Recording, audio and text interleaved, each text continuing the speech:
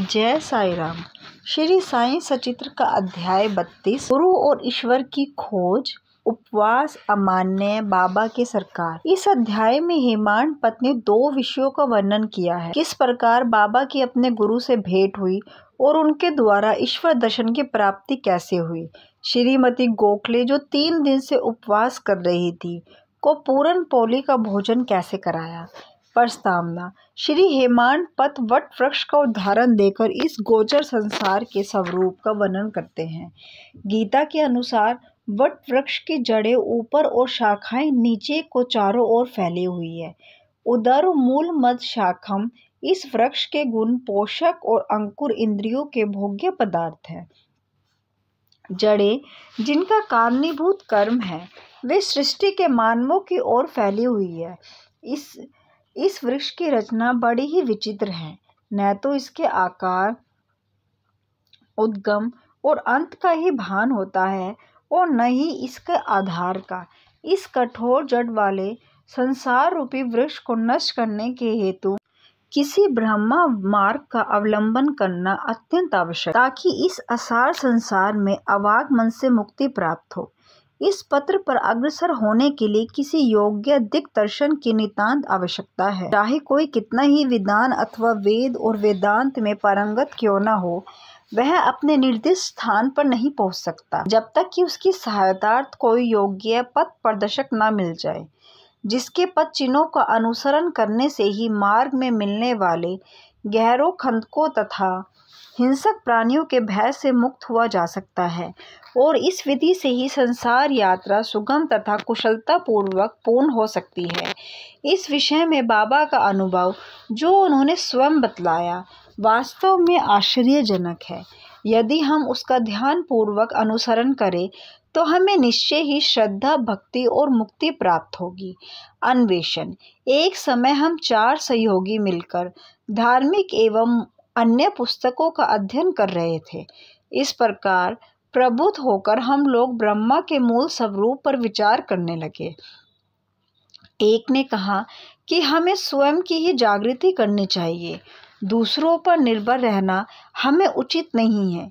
इस पर दूसरे ने कहा, जिसने मनोनिग्रह कर लिया है वह धन्य है। हमें अपने संकीर्ण विचारों से व भावनाओं से मुक्त होना चाहिए, क्योंकि इस संसार में हमारे अतिरिक्त और कुछ भी नहीं है। तीसरे ने कहा, यह संसार सदैव परिवर्तनशील है, केवल निराकार ही शाश्वत है, अतः हमें सत्य और असत्य में विवेक करना चाहिए। तब चौथ ने कहा कि केवल पुस्तकीय ज्ञान से ही कोई लाभ नहीं है, हमें तो अपना कर्तव्य करते रहना चाहिए। दृढ़ विश्वास और पूर्ण निष्ठा पूर्वक हमें अपना तन, मन और धन पंचपनादि सर्वव्यापक गुरुदेव को अर्पण कर देना चाहिए। गुरु भगवान सबका पालनहार है। इस प्रकार वाद विवाद के उपरांत हम चारों सहयोगी वन में ईश्वर की खोज पर निकले। हम 4 विद्वान बिना किसी से सहायता लिए केवल अपनी स्वतंत्र बुद्धि से ही ईश्वर की खोज करना चाहते हैं। मार्ग में हमें एक बंजारा मिला जिसने हम लोगों से पूछा, हे सज्जनों, इतनी धूप में आप लोग किस ओर प्रस्थान कर रहे हैं। प्रत्युत्तर में हम लोगों ने कहा कि वन की ओर।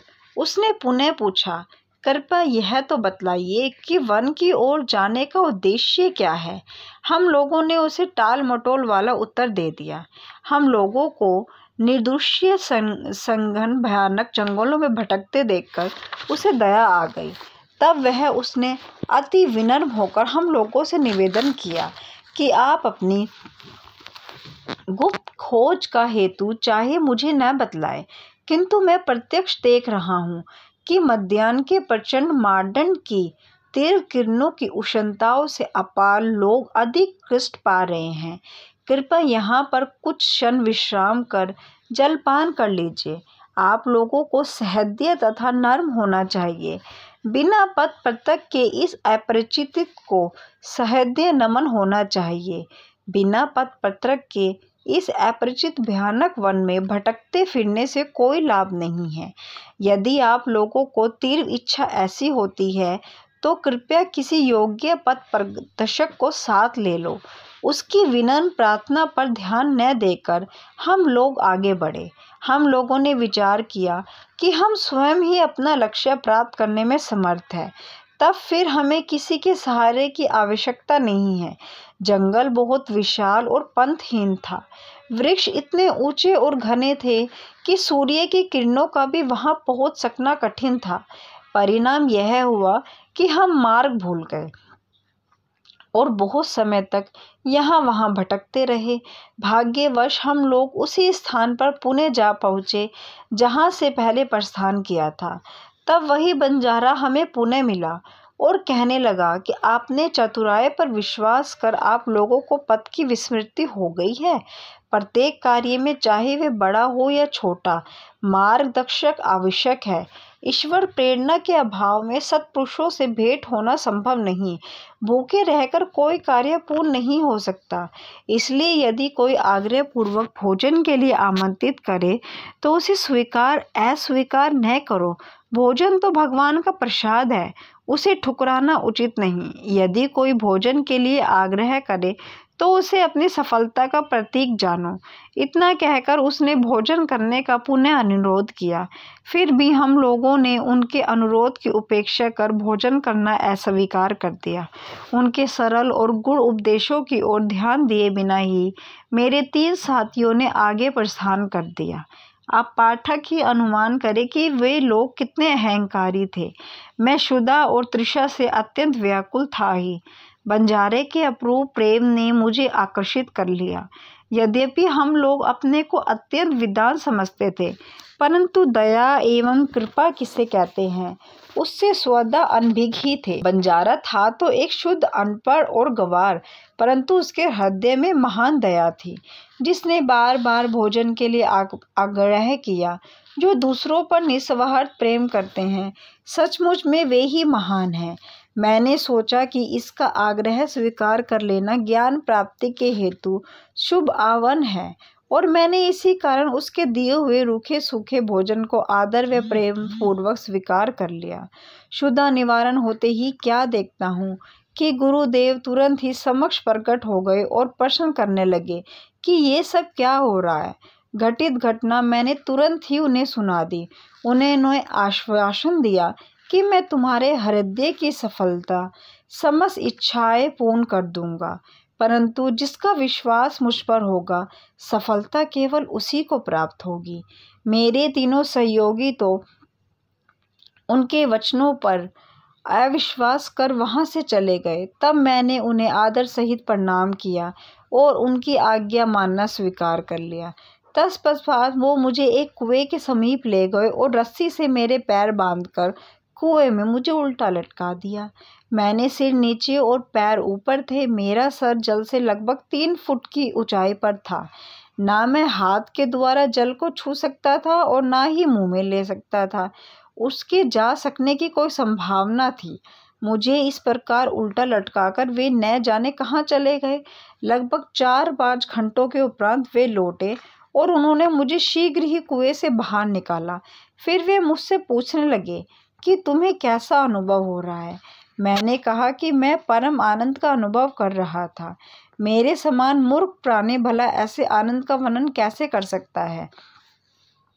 मेरा उत्तर सुन कर मेरे गुरुदेव अत्यंत ही प्रसन्न हुए और उन्होंने मुझे अपने हृदय से लगाकर मेरी सराहना की और मुझे अपने संग ले लिया। एक चिड़िया अपने बच्चे की जितनी सावधानी से लालन पालन करती है, उसी प्रकार उन्होंने मेरा भी पालन किया। उन्होंने मुझे अपनी शाला में स्थान दिया और कितनी सुंदर थी वह शाला। वहाँ मुझे अपने माता पिता की भी विस्मृति हो गई। मेरे समस्त अन्य आकर्षण दूर हो गए और मैंने सरलता पूर्वक बंधनों से मुक्ति पाई। मुझे सदा ऐसे ही लगता था कि उनके हृदय से ही चिपके रहकर उनकी ओर निहारा करूं। यदि उनकी भव्य मूर्ति मेरी दृष्टि में ना समाती तो मैं अपने को नेत्रहीन होना ही अधिक श्रेष्ठ का समझता। ऐसी प्रिय थी वह शाला कि वहां पहुंचकर कोई भी खाली हाथ नहीं लौटा। मेरी समस्त निधि, घर संपत्ति, माता पिता या क्या कहूँ, वे मेरे सर्व थे। मेरी इंद्रियां अपने कर्मों को छोड़कर मेरे नेत्रों में केंद्रित हो गई और मेरे नेत्र उन पर मेरे लिए तो गुरु ऐसे हो चुके थे कि दिन रात मैं उनके ही ध्यान में निमग्न रहता था। मुझे किसी की भी बात की सुध नहीं थी। इस प्रकार ध्यान और चिंतन करते हुए मेरा मन और बुद्धि स्थिर हो गई। मैं स्तंभ हो गया और उन्हें मानसिक प्रणाम करने लगा। अन्य और भी आध्यात्मिक केंद्र है जहाँ एक भिन्न ही दृश्य देखने वाला था। साधक वहाँ ज्ञान प्राप्त करने को जाता था तथा द्रव्य और समय का अपव्यय करता है, कठोर परिश्रम भी करता है, परंतु अंत में उसे पश्चाताप ही हाथ लगता है। वहाँ गुरु अपने गुप्त ज्ञान और भंडार का अभिमान प्रदर्शित करते हैं और अपने को निष्कलंक बतलाते हैं। वे अपनी पवित्रता और शुद्धता का अभिनय तो करते हैं, परंतु उनके अंतःकरण में दया लेश मात्र भी नहीं होती। वे उपदेश अधिक देते हैं और अपनी कीर्ति का स्वयं ही गुणगान करते हैं, परंतु उनके शब्द हृदय वेदी नहीं होते। इसलिए साधकों को संतोष प्राप्त नहीं होता। जहाँ तक आत्म दर्शन का प्रश्न है, वे उससे कोसों दूर होते हैं। इस प्रकार के केंद्र साधकों को उपयोगी कैसे सिद्ध हो सकते हैं और उनसे किसी उन्नति की आशा कोई कहाँ तक कर सकता है। जिन गुरु के श्री चरणों का मैंने अभी वर्णन किया है, वे भिन्न प्रकार के ही थे। उनकी केवल कृपा दृष्टि से मुझे स्वयं ही अनुभूति प्राप्त हो गई और मुझे न कोई प्रयास और न ही कोई विशेष अध्ययन करना पड़ा। मुझे किसी भी वस्तु के खोजने की आवश्यकता नहीं पड़ी, वरन प्रत्येक वस्तु मुझे दिन के प्रकाश के समान उज्जवल दिखाई देने लगी। केवल मेरे वे गुरु ही जानते थे किस किस प्रकार उनके द्वारा कुएं में मुझे उल्टा लटकाना मेरे लिए परमानंद का कारण सिद्ध हुआ। उन 4 सहयोगियों में से एक महान कर्मकांडी था। किस प्रकार कर्म करना और उससे आलितित रहना, यह उसे भली भांति ज्ञात था। दूसरा ज्ञानी था जो सदैव ज्ञान के अहंकार में चूर रहता था। तीसरा ईश्वर भक्त था जो कि अनन्य भाव से भगवान की शरणागत हो चुका था तथा उसे ज्ञात था कि ईश्वर ही करता है। जब वे इस प्रकार विचार विनिमय कर रहे थे, तभी ईश्वर संबंधी प्रश्न उठ पड़ा। तब वे बिना किसी से सहायता प्राप्त किए अपनी स्वतंत्र ज्ञान पर निर्भर रहकर ईश्वर की खोज में निकल पड़े। श्री साईं जो विवेक और वैराग्य की प्रत्यक्ष मूर्ति थे, उन चारों लोगों में सम्मिलित थे। यहाँ कोई शंका कर सकता था कि जब साईं स्वयं ही ब्रह्मा के अवतार थे, तब वे उन लोगों के साथ क्यों सम्मिलित हुए और क्यों उन्होंने ऐसा आचरण किया। स्वयं अवतार होते हुए भी और यह दृढ़ धारणा कर कि अन्न ही ब्रह्मा है, उन्होंने एक शुद्ध बंजारे के भोजन को सहर्ष स्वीकार कर लिया तथा बंजारे के भोजन के आग्रह की उपेक्षा करने और बिना गुरु के ज्ञान प्राप्त करने वाले लोगों की क्या दशा होती है, इसका उनके समक्ष एक उदाहरण प्रस्तुत किया। श्रुति का कथन है कि हमें माता पिता तथा गुरु का आदर सहित पूजन कर धार्मिक ग्रंथों का अध्ययन करना चाहिए। ये चित्त शुद्धि के मार्ग हैं और जब तक चित्त की शुद्धि नहीं होती, तब तक आत्मानुभूति की आशा व्यर्थ है। आत्मा इंद्रियों, मन और बुद्धि के परे है। इस विषय में ज्ञान और तर्क हमारी कोई सहायता नहीं कर सकते। केवल गुरु की कृपा से ही सब कुछ संभव है। धर्म, अर्थ और काम की प्राप्ति प्रयत्न से हो सकती है, परंतु मोक्ष की प्राप्ति तो केवल गुरु कृपा से ही संभव है। श्री साईं के दरबार में तरह तरह के लोगों का दर्शन होता था। देखो, ज्योतिषी लोग आ रहे हैं और भविष्य का बखान कर रहे हैं।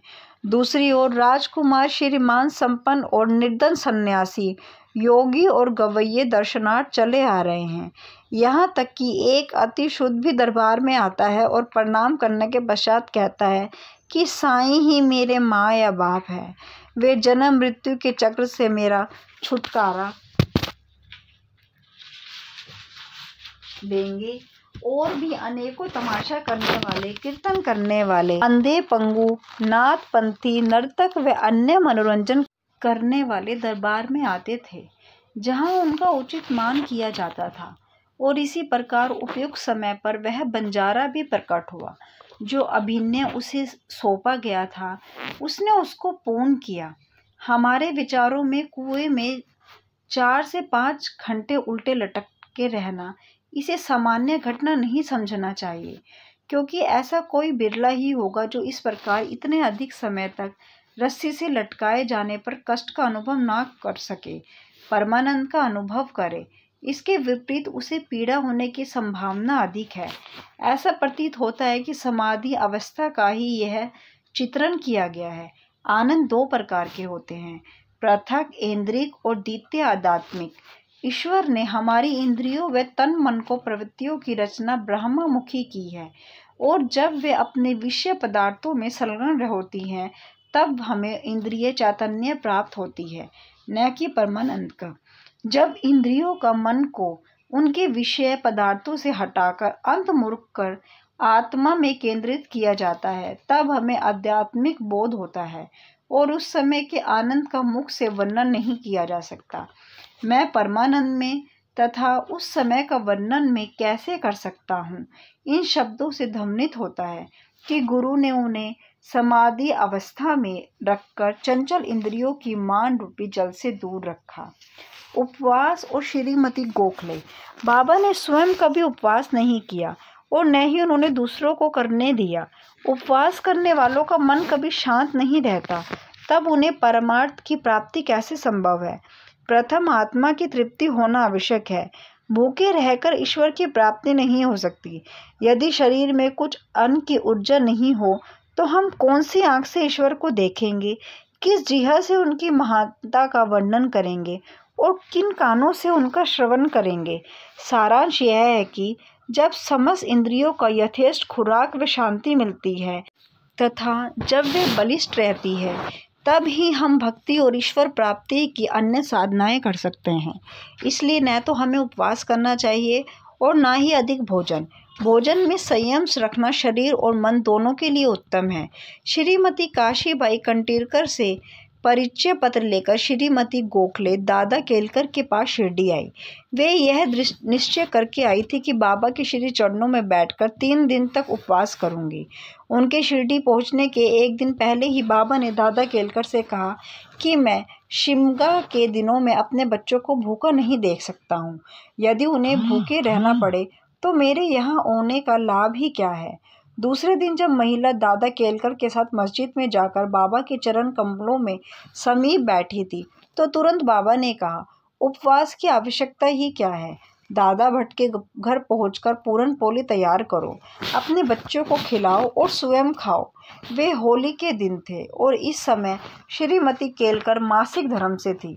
दादा भट्ट के घर में रसोई बनाने के लिए कोई नहीं था, इसलिए बाबा की युक्ति बड़ी सामयिक थी। श्रीमती गोखले ने दादा भट्ट के घर जाकर भोजन तैयार किया और दूसरों के भोजन कराकर स्वयं भी खाया। कितनी सुंदर कथा है और कितनी सुंदर इसकी शिक्षा। बाबा की सरकार।